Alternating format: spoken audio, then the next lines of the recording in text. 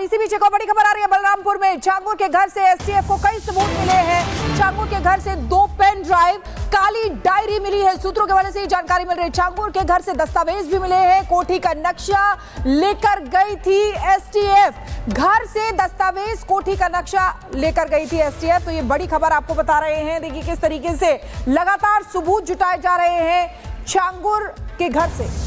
एक और बड़ी अपडेट है। छांगुर की अवैध संपत्तियों का खुलासा हुआ है। पुणे के लोनावला में छांगुर की प्रॉपर्टी का पता चला है। 16 करोड़ में आदिवासियों से खरीदी थी जमीन। 16 करोड़ में यह जमीन खरीदी गई थी। आज 50 करोड़ उसकी कीमत है। ये 50 करोड़ की संपत्ति छांगुर की है। पुणे के लोनावला में यह संपत्ति है, यह प्रॉपर्टी है, जिसकी तस्वीर भी हम आपको दिखा रहे हैं। 16 करोड़ में खरीदी गई, 50 करोड़ अभी उसके।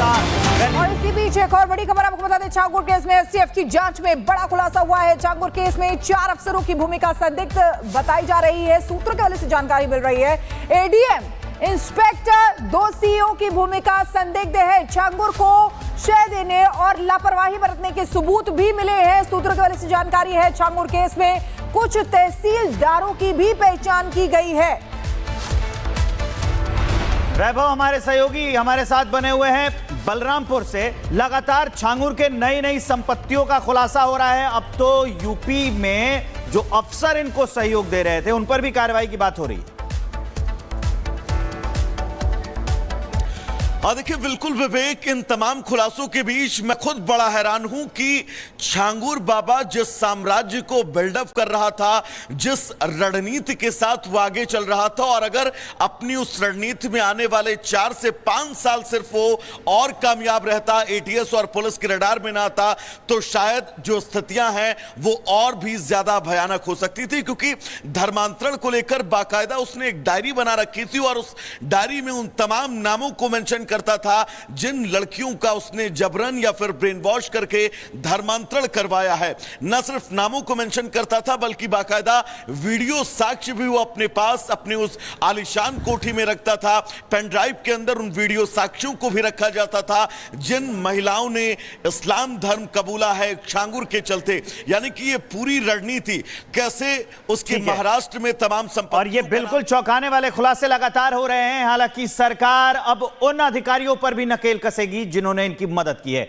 उत्तर प्रदेश में हजारों लोगों को अपने जाल में फंसाकर धर्मांतरण कराने वाले छांगुर ने विदेशी फंडिंग के जरिए करोड़ों की नामी बेनामी संपत्ति बनाई। ईडी के पास बाबा के कई ऐसे संपत्तियों के कागजात हैं जिसकी जांच इनकम टैक्स, फेमा और ईडी के अधिकारी मिलकर कर रहे हैं। ऐसे कई संपत्तियां महाराष्ट्र के पुणे और मुंबई में भी होने का खुलासा। एक खबर तो हमने अभी आपको दिखाई। इस पूरे मामले पर छांगुर के साम्राज्य की कहानी कहती यह रिपोर्ट देखिए।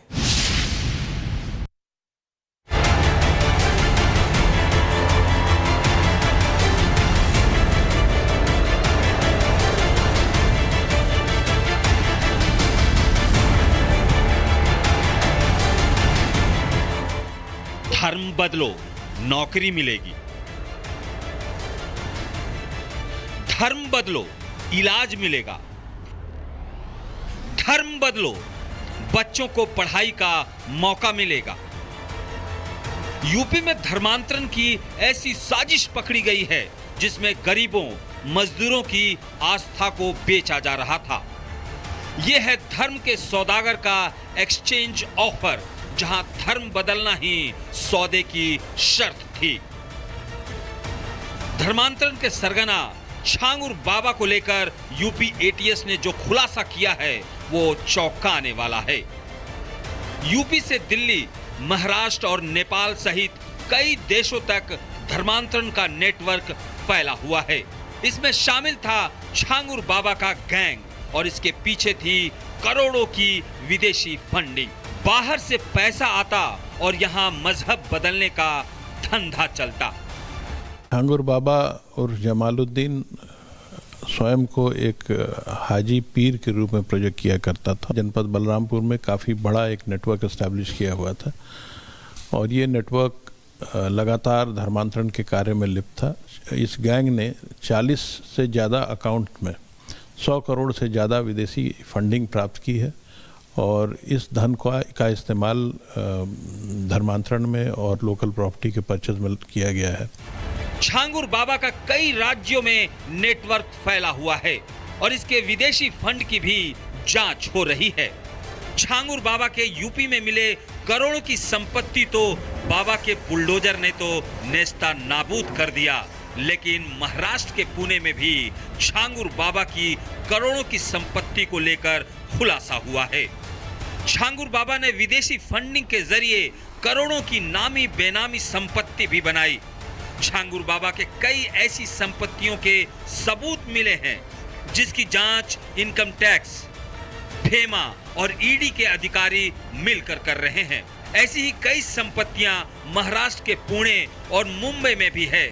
जानकारी के मुताबिक छांगुर बाबा ने पुणे के मावल तहसील में अपने रैकेट के साथ मिलकर आदिवासियों से 16 करोड़ की जमीन का सौदा किया था, जिसकी आज मौजूदा कीमत 200 करोड़ से ज्यादा है।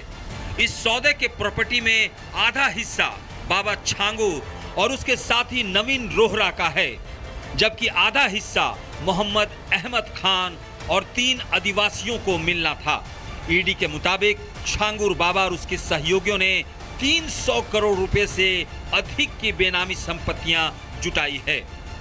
पुणे में 3 आलीशान फ्लैट, एक ट्रस्ट और 40 बैंक खातों में 106 करोड़ रुपए की संदिग्ध धनराशि ट्रैक की गई है। इन खातों में से 18 खातों में केवल 3 महीने में 68 करोड़ रुपए का लेन देन हुआ है, जिसमें 7 करोड़ विदेशी चंदे के रूप में दर्ज किया गया है। अब तक के जांच में यह साफ हो गया है कि छांगुर बाबा हजारों लोगों को धर्मांतरण के लिए मजबूर करता था, बल्कि विदेशी चंदे और बेनामी जमीन सौदे के जरिए मनी लॉन्ड्रिंग में भी लिप्त था। इस गैंग का कनेक्शन पाकिस्तान, नेपाल और कनाडा जैसे देश से था। छांगुर पर कानून का शिकंजा लगातार कसता जा रहा है। आज छांगुर और उसकी सहयोगी नसरीन की रिमांड खत्म हो रही है। छांगुर और उसके सहयोगियों की कोर्ट में पेशी होगी, जिसके बाद ये पता चलेगा कि एटीएस छांगुर और नसरीन का रिमांड मांगेगी या फिर ये लोग जेल भेजे जाएंगे। धर्म की ये दलाली क्या सिर्फ कुछ लोगों का धंधा है या पीछे कोई बड़ा गैंग है? जांच अभी बाकी है, लेकिन यूपी पुलिस की फाइल में कुछ नाम और भी हैं जो आने वाले दिनों में बेनकाब हो सकते हैं। Bureau report, Republic